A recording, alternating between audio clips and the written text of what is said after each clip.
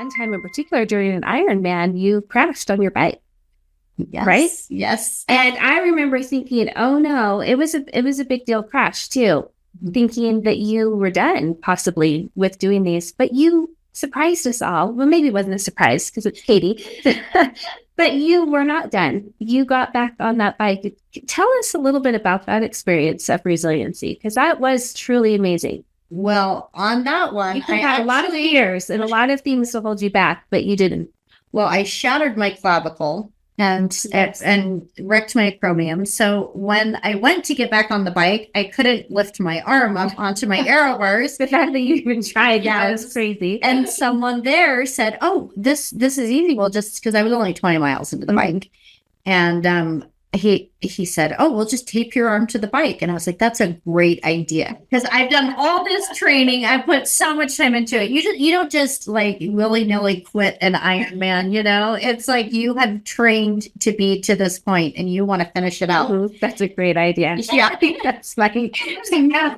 Yeah. And then I said, "That's a terrible idea." And I started just bawling. I was like, "No, I can't believe this. I can't believe that this was," because it really felt like a really dumb accident at the time. But so then he called. This is the only time I've ever been taken somewhere in an ambulance, and I was mortified. They put a seat collar on me. I think they thought I was in so much shock and maybe possibly brain damage. So I ended up with a seat collar in an ambulance, like headed down to the hospital in Arizona. It was awful. I don't like that kind of attention. Yeah, I'm actually not an attention seeker that way. That's why I said she'll never even want to talk about this, but you're on the spotlight now, and I'm getting you to talk about your Ironman and all the things you've done.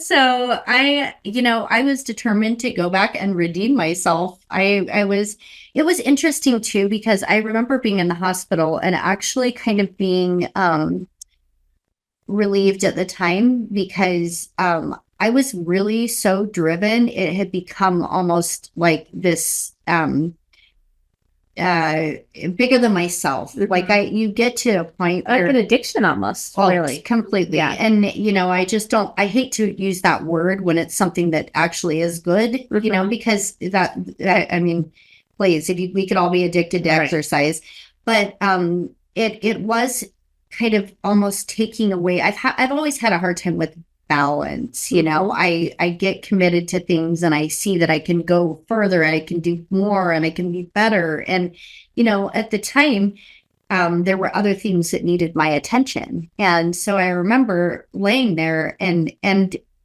my sister that lived in Arizona came to the hospital, and my friends came. And I remember being like, it was a time where I had a lot of gratitude for my friends, for my body and my health. And I remember being really flooded with gratitude at the time for my kids' relationships. Like, it was a time to reflect. Yeah. And it kind of stopped me in my tracks, but it was also a really good time of reflection and gratitude for everything I have.